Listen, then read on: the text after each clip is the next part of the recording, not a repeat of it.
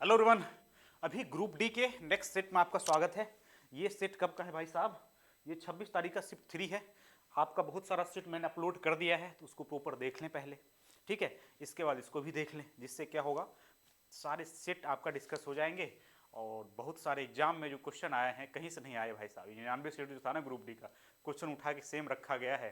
तो आप इसको प्रॉपर यदि देख लेते हैं ना, तो 99 सेट से क्वेश्चन आएगा। क्योंकि टीसीएस सब बात बार बार रिपीट मैं यही करता हूँ, इनके पास क्वेश्चन है नहीं, जो पूछे हैं वही पूछेंगे, और जो उसी को पूछे हैं वही पूछेंगे। मतलब रिपीट करना ही इनका धर्म है, नया क्वेश्चन इनके पास तो है नहीं, ठीक है। तो आइए पहला क्वेश्चन को देखते हैं क्या कह रहा है। ये कब का है भाई साहब? ये 26 तारीख का थर्ड शिफ्ट में क्या पूछा गया था। यदि x Q minus 3x plus 6 बराबर 0, तो वह है क्या है? एक द्विघात समीकरण है। कैसे हो सकता है? द्विघात समीकरण में मैक्सिमम पावर एक्स स्क्वायर होनी चाहिए, एक्स क्यू है। एक द्विघात व्यंजक है। अरे ना भाई, एक द्विघात समीकरण नहीं है, एकदम सिविल आंसर, आगे बढ़ना ही नहीं है। द्विघात समीकरण है ही नहीं। द्विघात समीकरण के लिए एक्स स्क्वायर चाहिए, एक्स स्क्वायर मतलब चाहिए, और उसके बाद एक्स क्यू नहीं चाहिए, मतलब मैक्सिमम स्क्वायर चाहिए। तो वहां पे स्क्वायर तो है नहीं, तो ये क्यूब है, ये क्यूबिक है इक्वेशन, द्विघात तो नहीं है। 2 नंबर क्या बोल रहा है भाई? यहाँ पे 0.132 से 41 पे रेकरिंग है, पी वाई क्यू के रूप में व्यक्त करना है। तो इसका रूल क्या है? इसका रूल है क्या, आप यहाँ पे 13,241 लिख दीजिए, और जितना पे रेकरिंग नहीं है उसको घटा दीजिए। रेकरिंग कितना पे नहीं है? 13 पे नहीं, -13 करिए। और नीचे में क्या करिए, जिस पे रेकरिंग है उसके बदले 9 लिखिए, जिस पे रेकरिंग नहीं है उसके बदले 0 लिखिए। तो ये 3 पे रेकरिंग है तो 1 2 3 9, और जिस पे नहीं उसके बदले 0 तो 00। अब माइनस करेंगे तो क्या होगा प्रभु? यहाँ पे 132 और 28 हो जाएगा, और बट्टा में क्या 9 9 9, और इसमें 00 हो जाएगा। अब ये कटते नजर आ रहे हैं आपको? एकदम आ रहे हैं। 4 से कटेंगे? क्यों नहीं कटेंगे सर, 4 से कटेंगे। 4 के कटने का रूल क्या? लास्ट के 2 डिजिट 4 से कटनी चाहिए, कट रहा है। तो यहाँ पे 4 दूना 8, 4 दूना 8, 19, 4 चौका 16, 16 16 बचा 4 नंबर 36, 36 और 4 नंबर 36, 3 4 7 28, 4 और 4 5 20, 4 3 12, 4 3 12, 4 7 28, मतलब क्या 3307 ऊपर में जो है यही तो है। ये कौन सी है भाई? डी वाली है। बात समझ में आया क्या करना था? यहाँ पे रूल एक बार रिपीट में कर दे रहा हूँ, क्योंकि ये सवाल सब सेट में पूछे जाते हैं।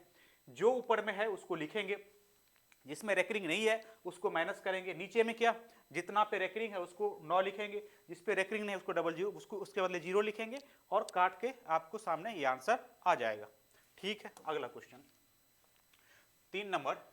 ए और बी एक साथ मिलकर किसी कार्य को 12 दिन में पूरा कर सकता है। ए अकेले उसी कार्य को 20 दिन में पूरा कर सकता है। यदि बी प्रतिदिन केवल आधे दिन तक उसी कार्य को करता है, तो ए और बी एक साथ मिलकर उस कार्य को कितने दिन में पूरा करेंगे? बहुत सही सवाल। क्या है भाई साहब? ए और बी एक साथ मिलकर 12 दिन में, तो ए प्लस बी 12 करें? हाँ सर कर दीजिए, कोई दिक्कत नहीं है। ए अकेले उस कार्य को 20 दिन में, ए कितने में? 20 दिन में। इसके बाद इसको इफिशियंसी निकाल लीजिए। 12 20 का कितना हो जाएगा? 60, 12 पंचे 60, 20 दिया 60। ए का क्षमता 3, अब बी का क्षमता कितना आ जाएगा? ये टोटल 5 है तो 2 हो जाएगा। अब पेयर बनाएंगे। कौन आधा काम करता है? बी प्रतिदिन केवल आधा काम करता है। ए तो पूरा करता है, तो ए कितना करता है? एक दिन में 3 करता है। बी जब आधा करेगा तो कितना करेगा? उसका औकात ही है 2 करने का। आधा करेगा तो और कम करेगा, मतलब क्या 2/2, मतलब 1। एक कितना करेगा? ये 4 काम होगा एक दिन में। काम कितना करना है आपसे? 60 काम करवाना है, और 4 यूनिट काम एक दिन में हो रहा है, तो टोटल दिन कितना हो जाएगा? दिन यहाँ पे हो जाएगा, दिन बराबर क्या हो जाएगा? 60 बट्टा क्या 4, मतलब क्या 15 हो जाएगा।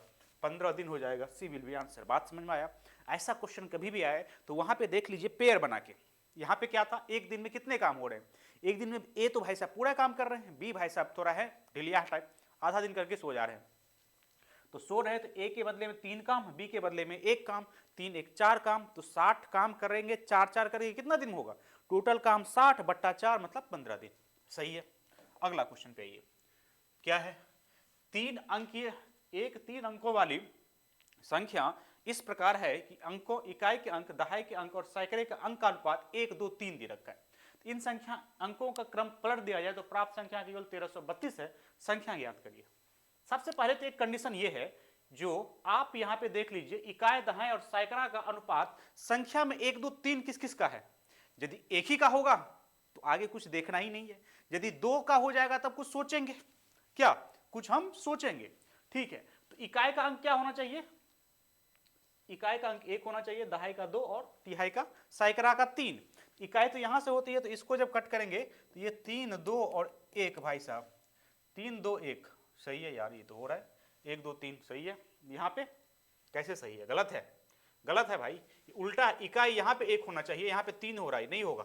यहाँ पे तो कठिन रहा, 4 1 4 नहीं होगा, 1 2 3 नहीं होगा, 1 2 3 नहीं चाहिए, 1 3 2 1 चाहिए ना। इकाई स्टार्टिंग में, इकाई ये थोड़ी होता है, इकाई तो स्टार्टिंग से होता है, ये होता है। अब ये हो रहा है 3 1 3 3 2 6 3 3 9 1 2 3, अब सही है, डी विल बी आंसर। कुछ करना ही नहीं था इस क्वेश्चन में, कुछ नहीं करना था भाई, कुछ नहीं करना था। आपको बोल रहा है इकाई दहाई और सैकड़ा का 1 2 3 होना चाहिए, तो सैकड़ा तो लास्ट वाला होगा ना, मतलब ये वाला, ये सैकड़ा है ना। इकाई दहाई सैकड़ा ऐसे काउंट करते हैं ना, तो 1 2 3 एक ही है, ये 1 2 3 है, गलती से भी मत मारिएगा सी और ए। ठीक है भाई, ये गलत है, क्योंकि 3 2 1 आता तब सोचते तब कौन होगा, मगर यहाँ पे उल्टा है, तो थोड़ा स्टार्टिंग में 1 2 3 लिख दिया तो आंसर आपके दिमाग में जाएगा 1 2 3 रहना चाहिए, नहीं 3 2 1 रहना चाहिए, 3 2 1 रहना चाहिए, और 3 2 1 का अनुपात एक ही है, ऑप्शन में डी। आगे हमको सोचने की जरूरत नहीं है। 5 नंबर, किसी वस्तु को उसके अंकित मूल्य पर बेचा जाए तो खुदरा विक्रेता को 18% की लाभ होता है। यदि अंकित मूल्य पर 10% छूट देता है तो उस वस्तु का वास्तविक लाभ क्या होगा? मैंने हमेशा बोला, जब किसी वस्तु को 2 बार बेचा जाता है तो एक ही फॉर्मूला लगाइए। कौन सा? इसका रंग चेंज करिए पहले। SP1 बट्टा क्या 100 प्लस माइनस x1 बराबर SP2 बट्टा 100 प्लस माइनस x2। मतलब एक वस्तु को यदि जो 2 बार बेच रहे हैं अलग अलग विक्रय मूल्य पे, तो ऑब्वियस बात है लाभ हानि में अंतर होगा। पहला में लाभ या हानि कुछ x हो रहा है, x1 हो रहा है, दूसरा में x2 हो रहा है। तो वस्तु का अंकित मूल्य पे बेचा जाता है, तो अंकित मूल्य 100 था, तो 100 पे बेचे, तो 100 पे बेचे तो क्या हो रहा है 18% के लाभ, मतलब 118। दूसरा में क्या बोला, यदि अंकित मूल्य पे 10% की छूट, तो 100 में से 10 गया तो 90 में बेच रहे हैं, 90 में बेच रहे हैं तो क्या हो रहा है नहीं पता, मान लीजिए कुछ मान ले, एक्स वाई जेड मान लें, कुछ मान ले, एक्स मान लेते हैं। चलिए ये कट गया, ये कट गया।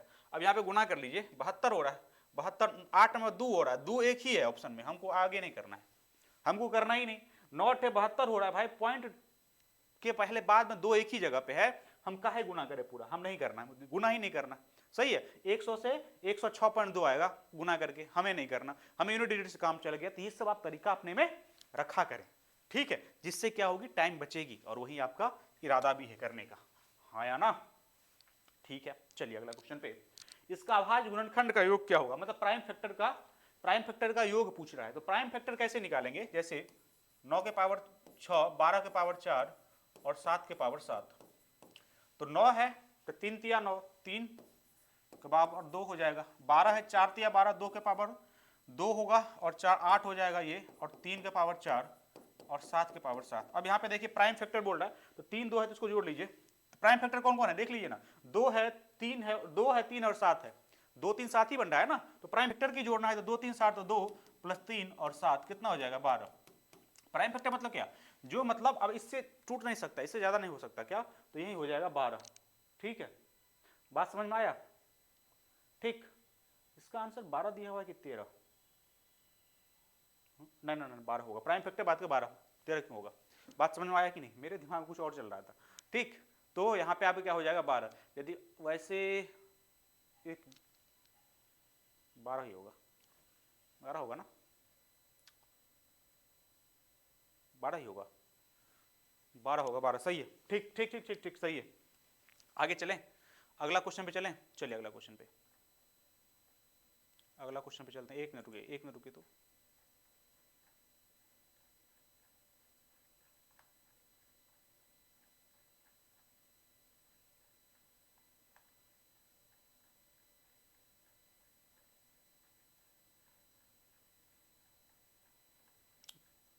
क्वेश्चन पे थोड़ा डाउट है हमको, 1 मिनट रुकिए,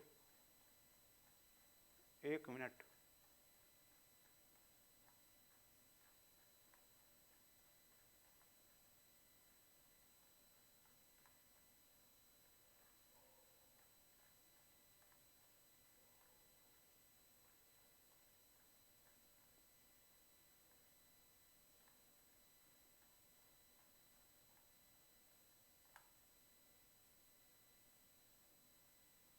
ठीक है क्वेश्चन ठीक है, 12 होगा भी, ठीक।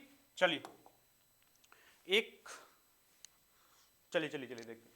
एक सम अष्टभुज के प्रत्येक बाह्यकोण का माप क्या होगा? सम अष्टभुज का प्रत्येक बाह्यकोण चाहिए, क्या चाहिए? सम अष्टभुज के प्रत्येक बाह्यकोण चाहिए। प्रभु क्या होगा? कोई भी कुछ है, समबाहुभुज है, उसके बाह्यकोण का कुल योग कितना होता है पता है आपको? 360 डिग्री। कन्फर्म में बात है, मतलब यहाँ पे हिलने डोलने वाला नहीं है, एन उनका पर डिपेंडेंट नहीं करता है। ये बाह्यकोण का मान क्या होता है? बाह्यकोण का योग कितना होता है? बाह्यकोण का योग कितना होता है? कोणों का योग कितना होता है? योग 360 डिग्री। 360 डिग्री कोई भी हो। अब यहाँ पे अष्टभुज है तो 8 से डिवाइड कर देंगे, तो 8 चौका 32, 8 पंचे 40, मतलब क्या? 45 डिग्री। क्या 45 डिग्री? कौन सा? ए विल बी आंसर, 7 का आंसर ए। 1/2 सेंटीमीटर व्यास वाले गोले का पृष्ठीय क्षेत्रफल बताइए। 1/2 व्यास पृष्ठीय क्षेत्रफल मतलब क्या? 4 पाई आर स्क्वायर। 4 पाई आर क्या हो जाएगा इसका? 1/2 नहीं, व्यास है सर, 1/4 होगा, 2 से डिवाइड करेंगे ना, तो 1/4 का स्क्वायर मतलब 1/16 हो जाएगा। ये कटेगा 4 से, मतलब क्या? π/4 हो जाएगा। π/4 कौन सा? सी विल बी आंसर, 8 का आंसर सी। 8 का आंसर सी। 9 सरल करिए, करिए भाई साहब, इसको सरल करने में क्या है? 36, 9 और कितना? 16, मतलब क्या? 25, 61 ए। निम्नलिखित समीकरण में इसका मान क्या होगा? तो यहाँ पे क्या होगा? यहाँ पे 99 भागा कितना? 11 प्लस क्या? 7 गुने 16। अब ये कटे 9 हो जाएगा, ये कितना हो जाएगा? 112। 112 मतलब क्या? 121। ये कोई सवाल हुई है? समझदार तो आप हैं। 121 मारा भाई, 45 मत समझ जाना, ठीक है? आ जाइए। और निम्न, हाँ देखिए बोला जा रहा है, निम्न तालिका के 6 अलग अलग शहर ABCDEF का जनसंख्या, उसमें पुरुष और महिला का अनुपात और कुल जनसंख्या में वयस्क और बच्चों का अनुपात को दर्शाती है। तालिका अध्ययन कीजिए और आंसर दीजिए। मतलब जनसंख्या क्या दे रखा है इसमें? देखिए ये जनसंख्या दे रखा है और उसके बाद पुरुष महिला का रेशियो ये है, और ये वयस्क और बच्चे का रेशियो है। इसका मतलब समझ लीजिए थोड़ा, क्योंकि यहीं पे गलती हो जाएगा और यहीं आप क्वेश्चन नहीं कर पाएंगे। वयस्क मतलब क्या? ये वयस्क में पुरुष और स्त्री दोनों हैं, बच्चे नहीं है केवल। तो ये क्या है? 5:3 क्या है? वयस्क मतलब पुरुष स्त्री, मतलब इसका रेशियो, और 3 मतलब वयस्क में पुरुष और महिला दोनों है, और ये बच्चे हैं। ये टोटल हो गया 5, 3, 8। बात समझ में आया कि नहीं? तो अब पूछ क्या रहा है आपसे? देखिए आपसे पूछा जा रहा है क्या? जो संदर्भ सर मूल बच्चे, तो शहर ए में वयस्क की कुल संख्या और बच्चे की कुल संख्या में अंतर क्या है? तो ए में वयस्कों की कुल संख्या और बच्चों में अंतर, तो ए में वयस्कों की कुल संख्या और बच्चों की कुल संख्या में अंतर क्या होगा? तो आइए ए पे। तो ए में वयस्क और बच्चों के अंतर चाहिए। क्या चाहिए? ए में वयस्क और बच्चों की अंतर चाहिए, ठीक? तो हमको ये बताइए, ये जो दोनों है जोड़ के तो कुल ही हो गया 5, 3, 8, क्योंकि 5 में तो पुरुष स्त्री है ऑलरेडी और बच्चा 3 ही चीज चाहिए, तो 5, 3, 8 कुल जनसंख्या हो गया। तो 8 का वैल्यू कितना हो जाएगा? कुल जनसंख्या कितना? इतना 41,0400 सही है। चाहिए किसका वैल्यू? दोनों का अंतर, वयस्क और बच्चों का अंतर। तो 5 में से 3 गया तो कितना हो जाएगा? 5 में से 3 गया तो 2 हो गया। 2 का वैल्यू चाहिए, 2 का वैल्यू चाहिए। तो ये हमको 2 का वैल्यू करने के लिए यहाँ 4 से डिवाइड करेंगे, इसको 4 से करेंगे, ये 2 हो जाएगा। ये 4 1 4, ठीक है? 4 दूना 8, 4 छक्के 24 हो गया, सही है। 00 मतलब क्या? 112,600, 12,000। अरे कुछ गलती किया क्या मैंने? 4 1 4, 41,000 ना? 4 1 4, 4 दूना, अच्छा 0 होगा ना? अब भी कह रहे कुछ गलत है। 10,26,00, 10,26,00 कौन सा है? सी विल बी आंसर। वहां पे मैंने 2 अंक को डिवाइड कर रहा था विदाउट 0 डाले हुए, सही है? तो ये सब गलती आप भी ना करें। चलिए अगला क्वेश्चन पे।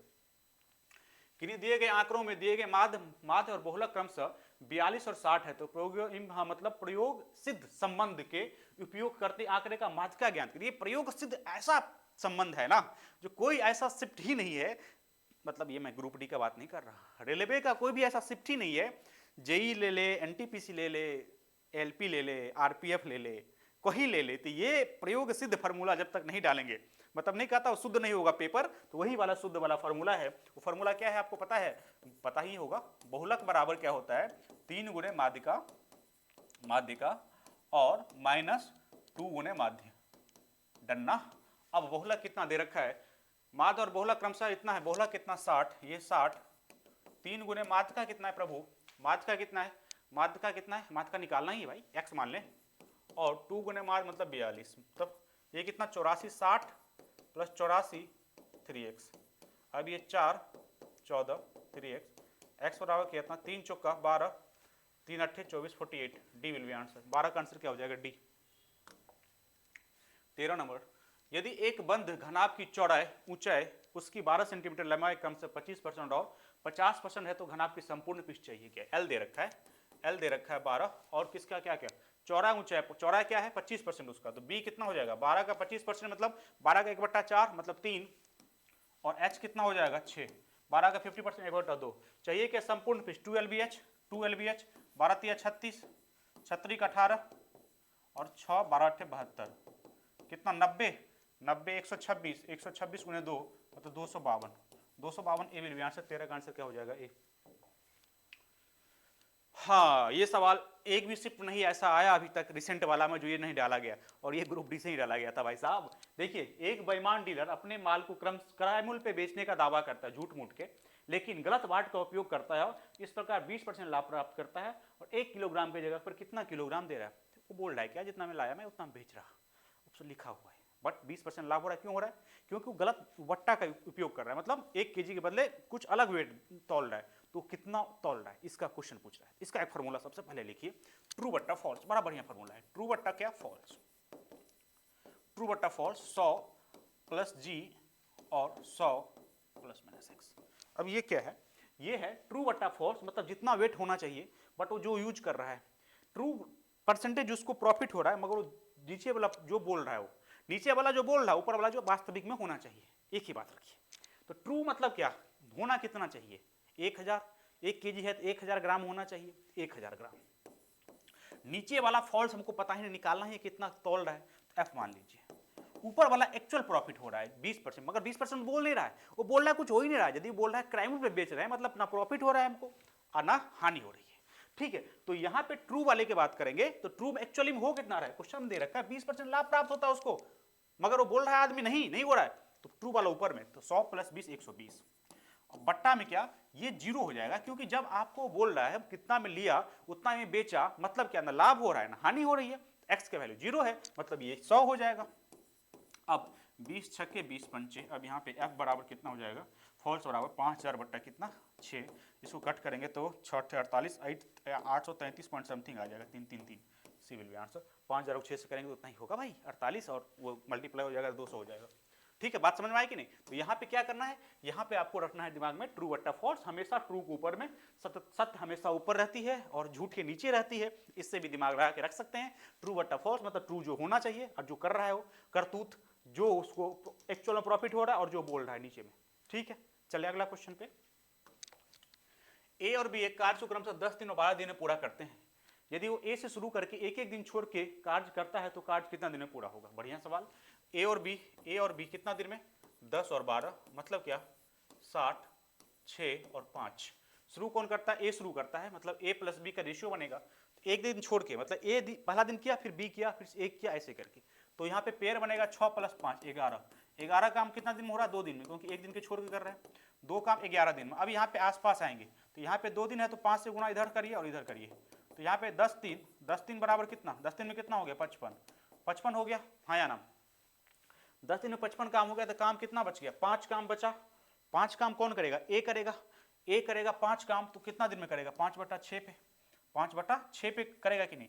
55 10 दिन तो हो गया, और 10 दिन में अब 11वां दिन जब जाएगा तो यदि 6 यूनिट काम बचा रहता तो ए कर देता, मगर ये तो एक दिन में 6 करता है, मगर आपको 5 ही करना है, तो दिन कैसे निकलेगा 5/6 दिन। नहीं समझे, 5/6 दिन जितना वो करना है, जितना टोटल करता है, नहीं समझे। यदि 6 रहता तो 6/6 एक दिन हो जाता, अगर 5 है तो 5/6 मतलब 5/6 ही दिन, मतलब एक दिन से थोड़ा कम, ठीक है। तो 10 दिन और प्लस 5/6 मतलब क्या 10 से 5/6 दिन, ठीक है। तो बी भी हो जाएगा, 15 का answer B.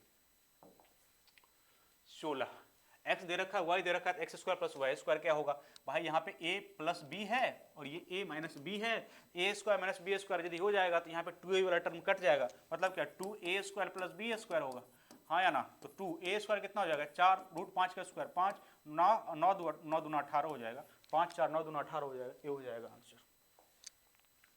x greater than 0, तो इतना का माध्य 30 है तो x का मान क्या होगा, जोड़ दीजिए बस। 30 कितना नंबर है देख लीजिए, 1 2 3 4 5 6 7, 7 नंबर है और 30 है, मतलब 7 210 क्रॉस करेंगे तो इसको जोड़ेंगे कितना हो जाएगा, ये करेंगे कितना हो जाएगा 45 65 65 ना 65 और 56, इधर कितना 6x और 36 भी है भाई, 6x और ये कितना हो जाएगा -1 और 36 35, ये 35 हो गया, 11 91 65 6 156 प्लस क्या 6x, x चाहिए ना।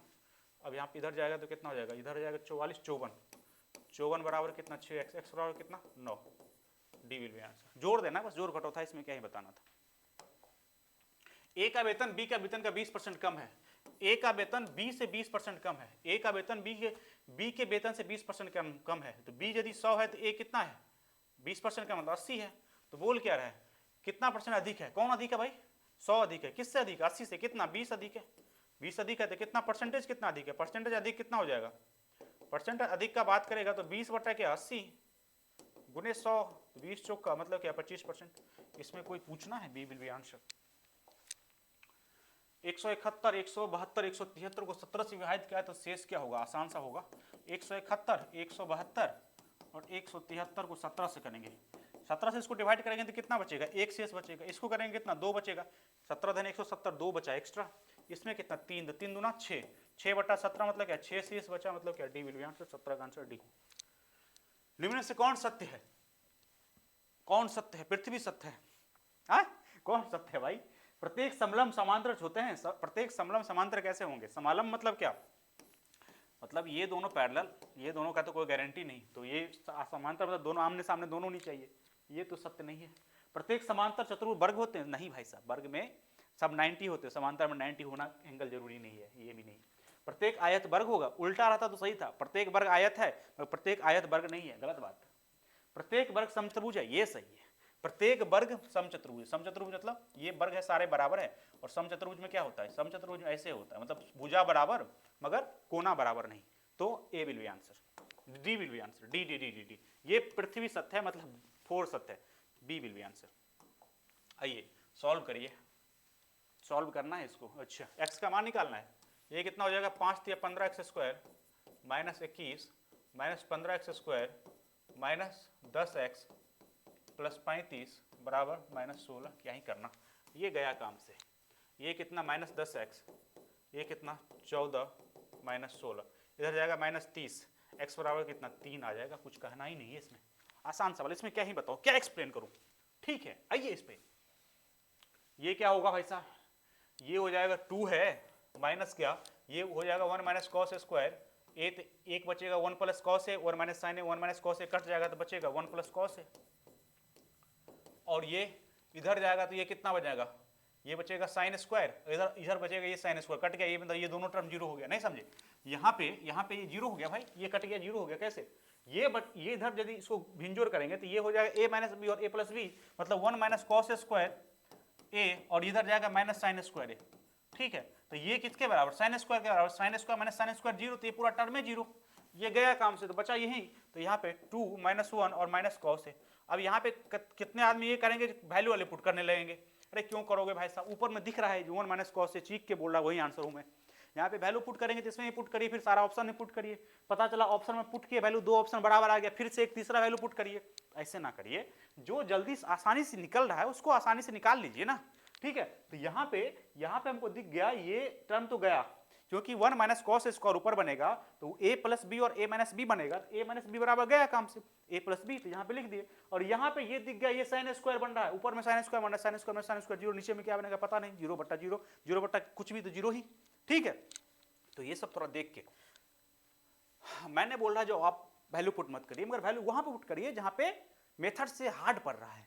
आइए, रघु अपने 16 वर्ष की पुत्री का नाम का योजना में कितना 5 लाख का निवेश करता, यदि वार्षिक आधार पे गणनीय 5% वार्षिक ब्याज के दर पे चक्रवृद्धि ब्याज का भुगतान किया जाता, तो पुत्री को आयु 18 होने पर कुल प्राप्त राशि क्या होगी। अच्छा, 16 से 18 मतलब 2 साल में, क्वेश्चन इनडायरेक्टली यही पूछा जा रहा है, तो 5 लाख रुपया में 5% से 2 साल में चक्रवृद्धि ब्याज के साथ साथ इंटरेस्ट, ये क्या हो जाएगा, मिश्रधन क्या हो जाएगा, आर क्या है 5% है, दो साल है, तो आर इफेक्टिव कितना हो जाएगा, 5 5 10 25 10.25%। हाँ या ना, कैसे 5 + 5 + 25/100 करेंगे तो यही आएगा ये परसेंट। आपको चाहिए किसका वैल्यू, किसका वैल्यू चाहिए, 110.25% का। 100% का वैल्यू दे रखा है कितना, 5 लाख। 100% का वैल्यू कितना दे रखा है, 5 लाख। गुना कर दीजिए डायरेक्ट इसको, किसको, 10.25 को 5 से गुना करिए, ठीक है, वही आएगा, जीरो को बाद में देख लेंगे। 25 25 2 10 12 हाथ में 1 5 5 55 125 कौन सा है, 55 125 कौन सा है, डी विल बी आंसर। इसमें कुछ करना ही नहीं था भाई। बात समझ में आ रहा है कि नहीं। ऐसा क्वेश्चन यदि आए तो सिंपल देखिए, आपको आर इफेक्टिव कितना निकला, 10.25। तो इंटरेस्ट के साथ यदि मिश्रण की बात करेंगे तो 110.25, 110.25 को 5 से गुना करके आंसर निकाल सकते हैं। ए और बी समीकरण इतना का मूल है, तो A cube into B square plus A square minus B square क्या होगा, तो A square plus B square common लेंगे तो ए प्लस बी बच जाएगा। हाँ या ना, तो यहाँ पे ये कितना हो जाएगा, ए प्लस बी माइनस बी बट्टा ए, मतलब क्या, माइनस बी बट्टा ए मतलब 5, और ए बी कितना हो जाएगा, सी बट्टा ए, तो -14।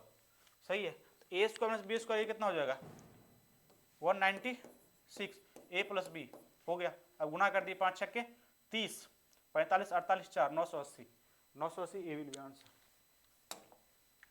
भुवन ने वेतन पहले 16% की कमी की, बाद में 25% वृद्धि की, तो उसकी कुल वृद्धि प्रतिशत क्या होगा, पहले कमी -16 प्लस 25 माइनस क्या, 25 गुने 16/100। अरे ये फॉर्मूला लगा दिया मैंने, a प्लस बी और ए बी बट्टा 100। जहां पे बढ़ रहा है वहां पे प्लस लेके चलेंगे, जहां घट रहा है माइनस लेके। तो पहले 16% कमी तो -16, बाद में 25% की मिली प्लस 25, फिर गुना के दोनों के साथ तो प्लस माइनस माइनस ये आ गया, 25 चौका 4, ये कितना -20 प्लस 25 मतलब क्या 5%, प्लस के साथ 5 आया तो वृद्धि होगी, तो 5 वृद्धि होगी, कमी नहीं करना। आप यहाँ पे सिंपल देखिए, लास्ट में साइन जो आ रहा है 5 क्या आ रहा है, प्लस या माइनस, तो प्लस आ रहा है तो वृद्धि हुई। चलिए, तो अभी इतना ही सवाल था, अभी इतना ही। Thank you very much.